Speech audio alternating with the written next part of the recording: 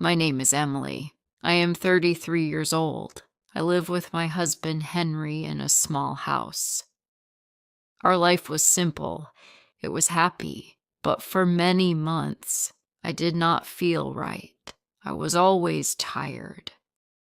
Waking up in the morning was hard.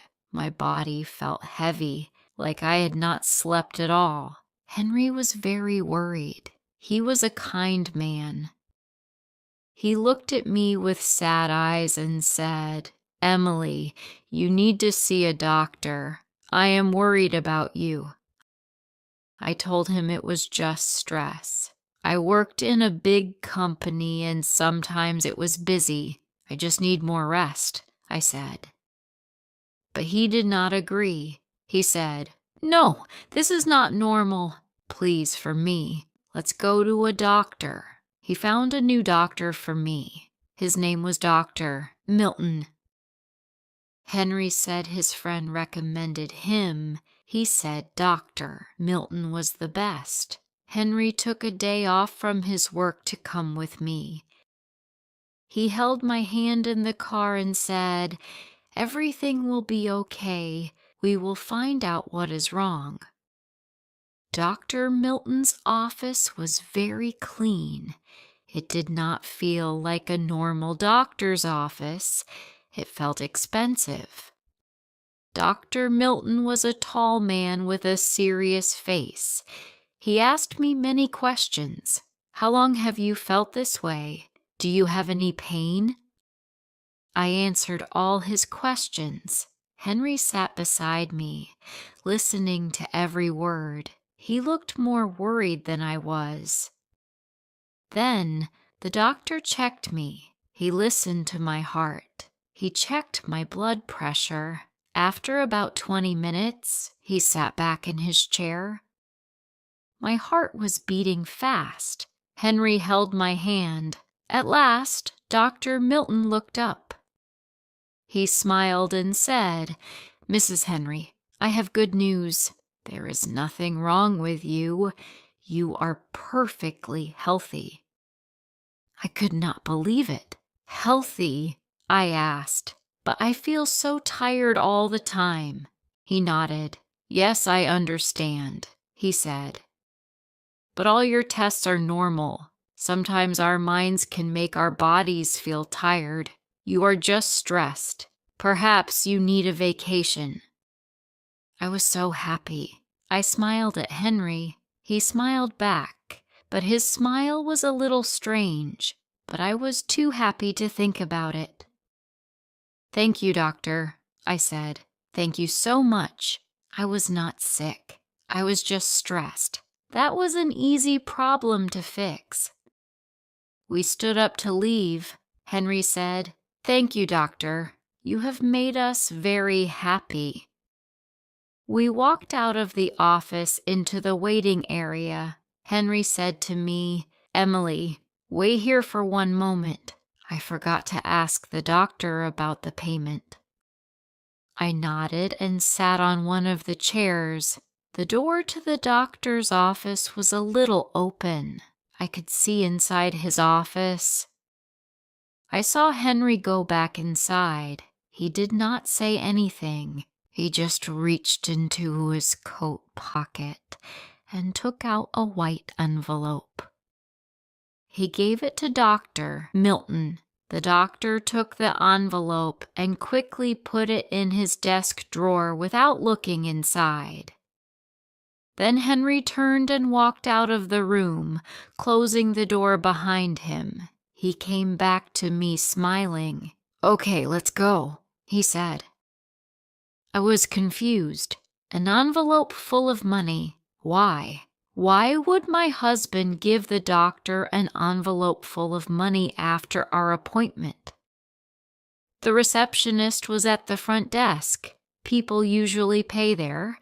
They pay with a card or cash, and they get a receipt. But Henry gave him a secret envelope.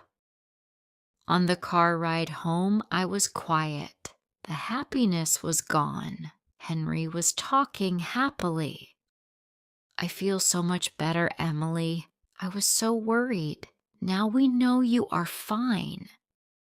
We should plan that vacation the doctor talked about. Where do you want to go? The beach or the mountains? I looked at him. Henry, I said, why did you give the doctor an envelope? He stopped smiling. What are you talking about? He asked.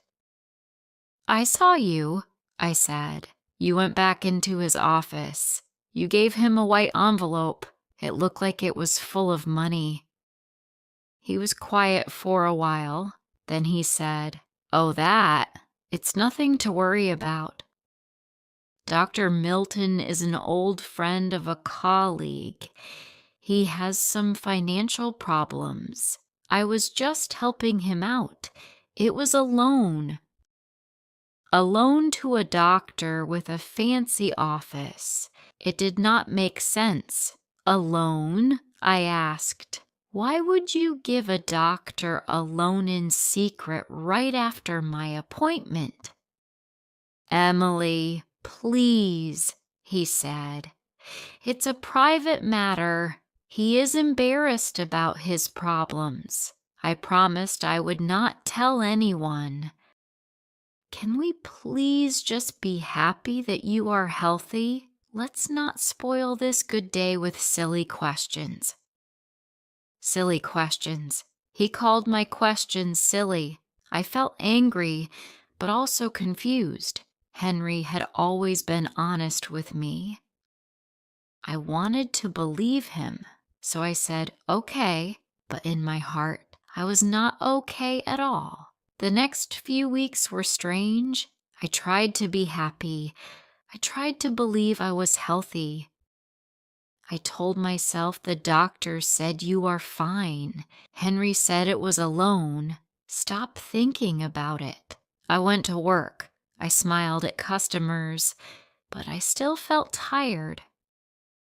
One afternoon, I was working on the computer. I suddenly felt very dizzy. The world turned black for a second. My head hit the desk. My boss, a kind old woman named Mrs. Darcy, ran over. Emily, are you all right? She asked. Yes, I think so. I just felt a little dizzy. She looked at me, worried. This is happening a lot, isn't it? She said.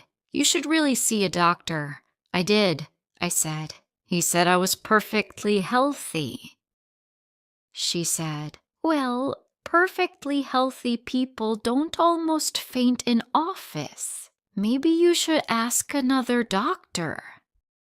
Another doctor? It meant I did not trust my husband. It meant I did not trust Dr. Milton. But Mrs. Darcy was right. What was happening to me was not normal. That night, I told Henry about what happened at work. Oh, my poor Emily, he said. You are working too hard. The doctor said you need to rest. Maybe you should take some time off. He was so caring, so loving, but his answer was always the same, rest. He never told me to see another doctor. He never thought that Dr. Milton could be wrong. One evening, Henry was in the shower. His phone was on the table. It buzzed with a message. I never looked at his phone. I trusted him. But that night, I picked up his phone. The message came from a number saved as Dr. Milton. It said, "The next payment is due next week. Please don't be late." Payment, not a loan. My heart began to beat fast. He had called this number many times. My hands were shaking. Henry came out of the bathroom. He said, "Everything okay, honey? You look pale." I said, "Yes, just a little tired." That night I could not sleep. What was happening? Why would Henry do this? Was he trying to hurt me? Did he want me to be sick? The next day, I knew I had to do something. I remembered what Mrs. Darcy said. Another doctor. I did not tell Henry. I found a women's clinic in the next town. I told Mrs. Darcy I was taking a sick day. I took a bus to the other town. I was very scared. What if this doctor also said I was healthy? Then I would know for sure that I was going crazy. The clinic was busy and very different from Dr. Milton's office. The doctor was a woman named Dr. Lauren. I told her everything about the tiredness, the dizziness, the headaches. When I finished, she looked at me and said, "It sounds like you have been going through a very difficult time. We will solve this together." Dr. Lauren did blood tests and other things I did not understand.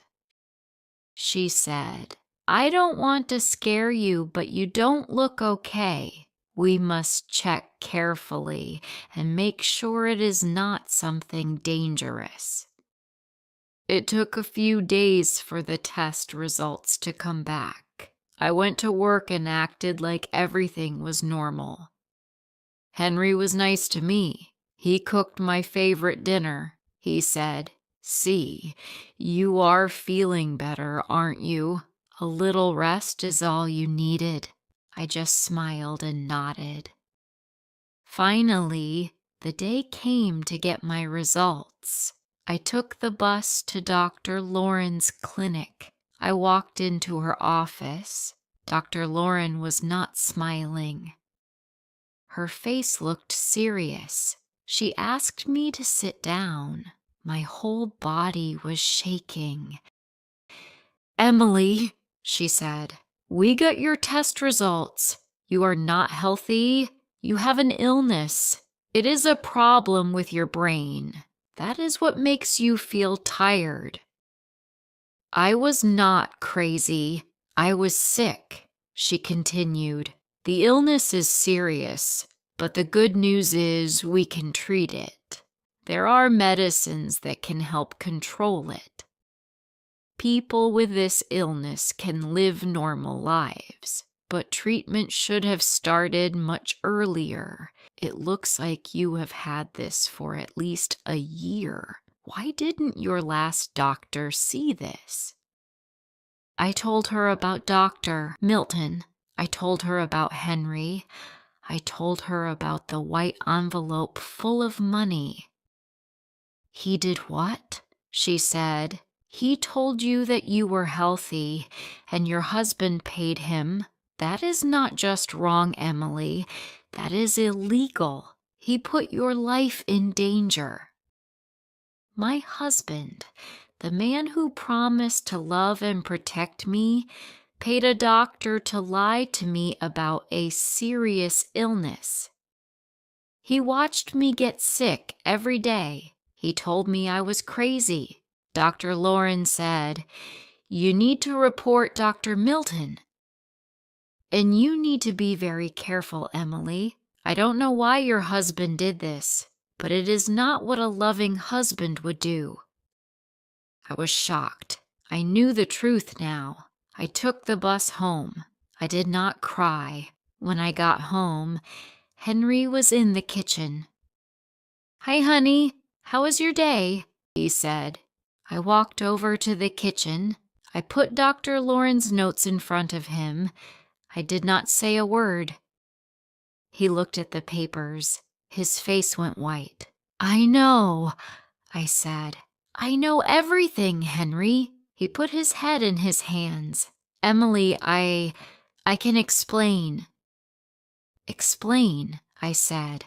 "Explain what?" "Explain why you paid a doctor to let me get sick. Explain why you lied to me every single day. Explain why you made me think I was losing my mind. What is there to explain?" He began crying. "I was scared," he cried. "I was so scared, Emily." "Scared of what?" I said. "Scared of losing you," he said. "My mother, she had the same illness. I watched her get worse and worse. When you started having the same signs, I was very scared. I couldn't go through that again. I couldn't watch it happen to you. I just stared at him. This was his reason, he continued. I thought, if we didn't know, if we just acted like you were healthy, maybe it would go away. I know it sounds crazy. I know, but I was so scared. I found Dr. Milton. He was in debt. He needed money. I told him I would pay him if he just told us you were fine. I just wanted a little more time with you. I didn't want our life to become about hospitals and medicine. He did not do it for me. He did it for himself, to protect himself from his own fear. He was willing to sacrifice my health, my life, to avoid his own fear. Your mother, I said, did she get treatment? Yes, but you decided I didn't deserve it. I finished for him. You decided to play with my life because you were scared. I looked at the man crying, and I did not know him. He was a stranger. I love you, Emily, he said. I love you so much. That's why I did it. No, I said, that is not love. Love does not lie. Love faces fear together. It doesn't hide from it and let the person you love suffer alone. I went into our bedroom and began to pack my clothes. He said, Please, Emily, don't leave me. We can fix this. I'll do anything. I'm so sorry. Please forgive me.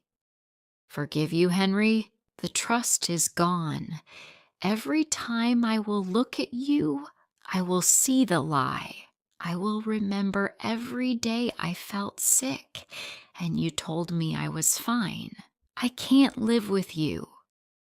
I finished packing my bag. I called Mrs. Darcy. I told her what happened. She said, You can stay with me, Emily. You can stay as long as you want. I opened the door and walked out of the house. I did not look back. Soon I filed for divorce from Henry.